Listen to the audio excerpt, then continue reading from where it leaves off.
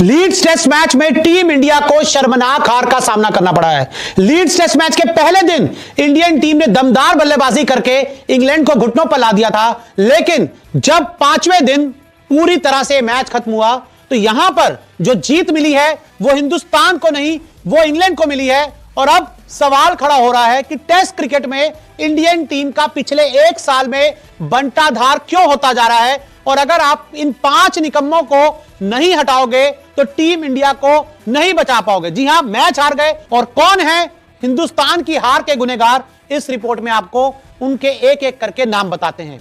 सबसे पहले यहां पे नाम आता है कोच गौतम गंभीर का। इनकी कोचिंग में पिछले 9 टेस्ट मैच में से आप 7 मैच अब हार चुके हो।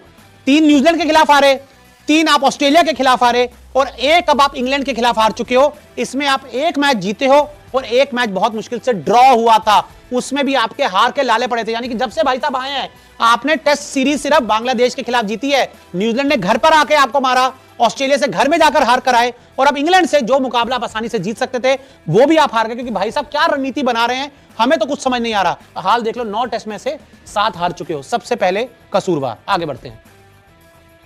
मोहम्मद सिराज पहली पारी सिर्फ 2 विकेट, वो भी अंत में आए जब सब कुछ लुट चुका था, खत्म हो चुका था। और दूसरी पारी में भी इनका फ्लॉप शो देखने को मिला।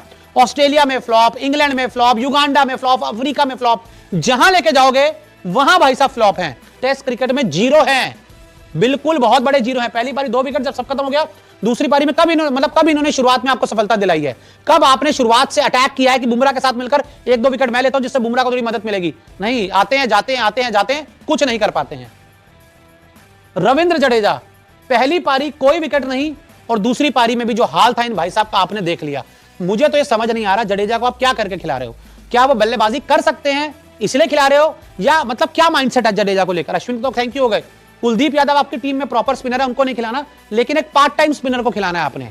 अर्शदीप को बाहर बिठाते हो, कुलदीप को बाहर बिठाते हो, ये गेंदबाजी में कुछ नहीं कर पाते, रन भी नहीं बना पाते, इसीलिए आप मैच हार जाते हो। तो ये एक और आपके कसूरवार हैं। आगे बढ़ते हैं। करुण नायर पहली पारी 0 रन, दूसरी पारी 20 रन। इंडियन टीम पहली पारी में आप आखिरी के जो 7 विकेट थे 40 रन पे गंवाए, उसमें से ये भाई साहब भी जिम्मेदार थे। दूसरी पारी में 31 रन पर 6 विकेट गंवाए, ये भाई साहब फिर जिम्मेदार थे। इनके ऊपर जिम्मेदारी थी 5वें छठे नंबर पर आकर पूंछ के साथ अच्छी बल्लेबाजी करने की। इन्होंने मौका मांगा था ना, dear cricket give me 1 more chance. IPL में चांस मिला, हाल देख लिया। इंडियन टीम के लिए चांस मिला, हाल देख लिया। आगे बढ़ते हैं। शार्दुल ठाकुर पहली पारी इनको कोई विकेट नहीं मिला। क्या सिर्फ दूसरी पारी में जब सब कुछ खत्म हो जाएगा तब आप आओगे, अपनी गेंदबाजी का जादू दिखाओगे, फिर विकेट लेके जाओगे? पहली पारी में आपको कोई विकेट नहीं मिला। शुरुआत में भी आपने जिस तरह से रन खाए हैं, वो भाई साहब इतने बुरे हालात किसी गेंदबाज के नहीं। जितने आ रहे थे चौका खा रहे थे, आ रहे थे चौका खा रहे थे, वो तो ठीक है, अचानक आपको 2 विकेट मिल गए, ऑल ऑफ अ सडन मिल गए।